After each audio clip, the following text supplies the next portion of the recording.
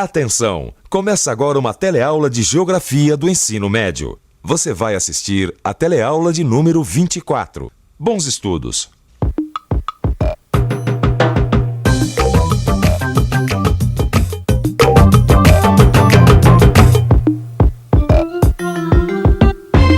Qual o papel das grandes metrópoles no processo de desenvolvimento brasileiro? Ou ainda, como podem ser as metrópoles ao mesmo tempo centros de inovações e aglomerados de pobreza? Esse é o assunto da nossa teleaula de hoje. Hoje você vai estudar a urbanização brasileira, cuja principal característica é a rapidez de crescimento. Vai compreender como que o crescimento das cidades está ligado à atividade industrial, gerando aglomerações urbanas com distintos níveis de hierarquia regional. Vai constatar também como a pobreza urbana reflete as desigualdades sociais presentes na economia brasileira. Como vocês podem ver, não são temas fáceis. Eles falam do nosso dia a dia, da nossa realidade. E para que haja alguma mudança nessa realidade, é preciso, antes de mais nada, tentar compreendê-la. Por isso, antenas ligadas, porque a nossa teleaula de hoje está apenas começando.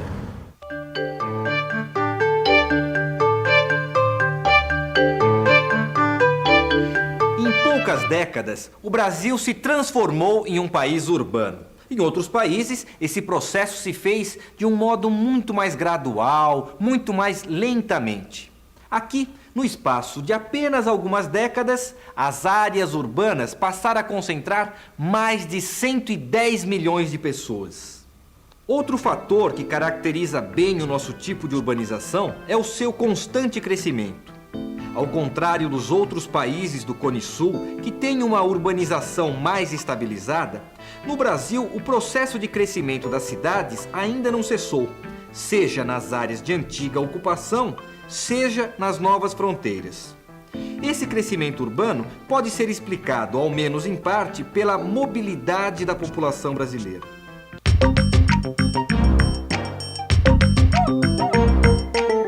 Entre 1991 e 2000, foram criadas mais de 1.000 cidades no Brasil. O crescimento mais significativo ocorreu nas cidades médias e grandes. As cidades com mais de 100 mil habitantes passaram de 158 para 204, representando em 2000 59,2% da população urbana do país. Existem, dentro desse processo de urbanização, dois movimentos complementares. O primeiro é a acentuação à concentração. O segundo é a tendência à dispersão espacial. Vamos primeiro falar de concentração. Como vocês já viram, o crescimento urbano foi vertiginoso nas últimas décadas. E a indústria teve um papel central no crescimento das metrópoles.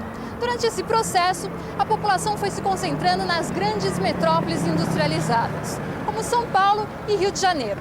Principalmente São Paulo, que assume a expressão de cidade mundial, tornando-se um dos grandes centros de acúmulo e controle de capital, na economia globalizada. A metrópole paulista assume o papel de principal veículo de articulação financeira, transmissão de informações, de pesquisa e desenvolvimento de indústrias de ponta com a economia mundo. Tem, na verdade, um duplo papel. Articula-se com a economia mundo e exerce o controle econômico, financeiro, tecnológico sobre a economia brasileira. É verdade, em São Paulo cresceu tanto, né? Mas sabe que existe uma tendência à dispersão, viu? Pois é, já ouvi falar sobre isso, mas por que será, hein, Gil? Bom, um dos motivos é a desconcentração industrial de São Paulo, né?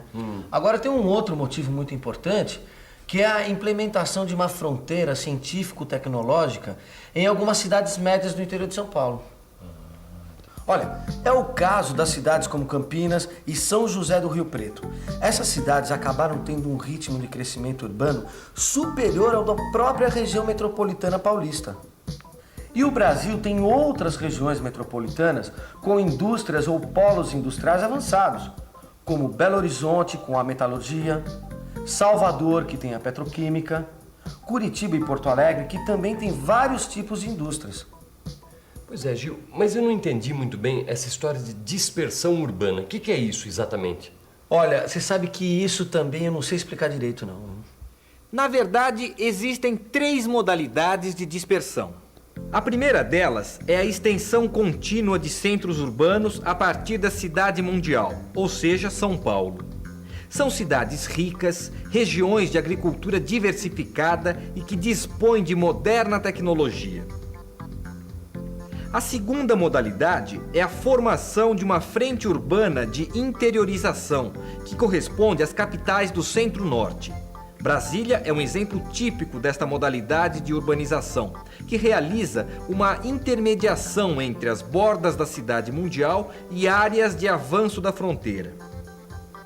A terceira modalidade de dispersão é característica da fronteira. São as frentes de expansão agropecuárias e minerais, ligadas à abertura da floresta ou ao garimpo. Estes locais apresentam uma força de trabalho móvel que se desloca com o avanço das frentes. Por essa razão, são muito efêmeros. A urbanização sempre foi sustentada por mão de obra barata e pobre. Ainda assim, o trabalho urbano tem significado ascensão. A polaridade riqueza e pobreza entre São Paulo e Nordeste é significativa. No Nordeste, além da pobreza rural, a urbanização não resultou na elevação de renda dos trabalhadores. Mesmo nas grandes metrópoles, o que prevalece é a baixa renda. Mais de 50% da população urbana economicamente ativa recebe até um salário mínimo. Em 2005, na região metropolitana de São Paulo, a proporção de trabalhadores ganhando até um salário mínimo é de 13,1%. No Rio de Janeiro, é superior a 15%. E em Belo Horizonte, supera 21%. Já nas metrópoles nordestinas como Salvador, Recife e Fortaleza, é superior a 30%, revelando as grandes disparidades regionais na renda no Brasil metropolitano. Mas a pobreza também se instala nas grandes regiões metropolitanas. As grandes metrópoles acabam por se tornar o lugar das carências sociais, das manifestações de pobreza, o que faz com que, no caso brasileiro, o lugar da riqueza seja também o lugar da pobreza. E nessas sacolas aí? Brinquedo. Isso aqui tem panela, tem miudeza. E vocês conseguem onde essas mercadorias aí? É importada. Paraguai. Paraguai. Comprou com nota? Não, sem nota. Você vende com nota? Não, sem nota também. Qual é a importância da pequena empresa na economia? As pequenas empresas são o que mais fornecem emprego. Ela representa hoje mais de 4 milhões de empresas, em torno de 60% da mão de obra ocupada. A tomada de decisão é muito mais simples do que uma empresa grande. Os custos administrativos são bem mais baixos. Só dele trabalhar para si próprio já é uma grande vantagem já. Essa mistura de crescimento econômico e pobreza também crescente nos grandes centros metropolitanos acaba gerando um movimento espontâneo de economia informal. São pessoas que passam a se sustentar não como empregados de empresas ou fábricas e se transformam em pequenos comerciantes. Cada vez mais as ruas centrais das grandes cidades se inundam com pequenas barracas que vendem todo tipo de produto. Ao mesmo tempo, proliferam fábricas menos capitalizadas e geradoras de emprego. Isso explica, em parte, a expansão do emprego na indústria metropolitana, ao contrário do que acontece nas economias centrais. Quanto maior a cidade, maior a possibilidade de multiplicação de atividades informais. O mercado, dessa forma, unifica a economia urbana. O problema é que esse emprego é rotativo e mal remunerado. No caso brasileiro, a periferia cresce com a indústria e com a migração de população de baixa renda. É por isso que o lugar da riqueza acaba se transformando também no lugar da pobreza. Mas existem outros aspectos importantes relativos ao sistema urbano das regiões brasileiras. Dá só uma olhada aqui. O núcleo original da industrialização brasileira aconteceu na região sudeste. E é lá, nas regiões metropolitanas de São Paulo, Rio de Janeiro e Belo Horizonte, que se encontra a grande concentração de indústrias, do comércio e dos serviços. É importante notar que 3/4 das receitas de serviços estão concentradas nas metrópoles, o que indica a elevada centralidade urbana da região. A região sul, dadas as características históricas e geográficas de seu desenvolvimento, apresenta uma estrutura urbana mais dispersa, com concentração das atividades de serviço nas metrópoles como Porto Alegre e Curitiba. No Nordeste, a indústria está concentrada nas áreas metropolitanas de Salvador, Recife e Fortaleza, superando mesmo a receita dos serviços, o que constitui um efeito peculiar das políticas regionais centradas na indústria como motor dinâmico do desenvolvimento. O Norte e o Centro-Oeste apresentam muitas semelhanças. Uma delas é o peso metropolitano da indústria e do comércio, em grande parte devido ao papel de cidades médias, como é o caso de Goiânia, no Centro-Oeste, e de Manaus, no Norte, que dividem as funções urbanas com os aglomerados metropolitanos de Brasília e Belém, respectivamente. Estas duas cidades são particularmente importantes na região. Belém, pelo comércio regional. E Brasília tem um papel de destaque na receita dos serviços da região Centro-Oeste, graças à sua função de capital federal, o que reforça a sua centralidade na rede urbana regional. Que tipo de mamão é esse aí? Papaya, É produzido aonde? na Bahia. Essa aqui é Linda Rosa e essa aqui é Angelino. Essas ameixas vêm da onde? Chile. Vem de Itaiaçu também, né? E que tipo de limão é esse aí? Esse aqui é o Tahiti sem semente. Como é que essa mexerica faz para chegar até aqui, a capital? Ela vem através de transportes na carreta da própria firma, né? É embalada lá na fazenda e é conduzida até a Sergesp aqui. Vem de carreta. Chega de carreta frigorífica. Uma questão central quando se fala em sistemas urbanos é o problema do abastecimento desses enormes contingentes de pessoas.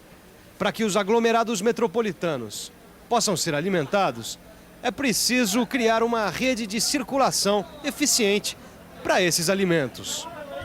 Só assim se pode conseguir, através do aumento da oferta de alimentos, ganhos relativos nos salários reais. Este é um dos desafios de uma política territorial de distribuição de renda. Porque o que acontece, e o que aconteceu principalmente durante os anos 80, foi a convivência de grandes safras com elevações constantes nos preços da cesta básica nos mercados metropolitanos. Mas é difícil entender uma metrópole, né, Gil? Tanta riqueza e tanta pobreza convivendo no mesmo lugar. E esse contraste você encontra a cada esquina. Sabe que ontem eu peguei um táxi da Avenida Paulista até a Avenida do Estado. Impressionante, Vicente, o que você encontra nesse trajeto. Desde aqueles edifícios bem chiques, sabe, aquela coisa de primeiro mundo, até os prédios mais pobres. Isso sem falar das pessoas que nem lugar tem para morar. Ficam ali enfurnados, debaixo de viadutos, em malocas. Bom, isso fora os loteamentos clandestinos, né, Gil? Bom, eu acho que, no fundo, não é fácil administrar uma metrópole como São Paulo, viu? Com todos esses problemas. O que eu fico pensando é o seguinte: será que esses problemas que a gente enfrenta aqui, todos eles têm como origem o tipo de industrialização que a gente teve no Brasil? Tá aí, Vicente, uma boa pergunta. Mas vamos deixar essa resposta para a próxima teleaula.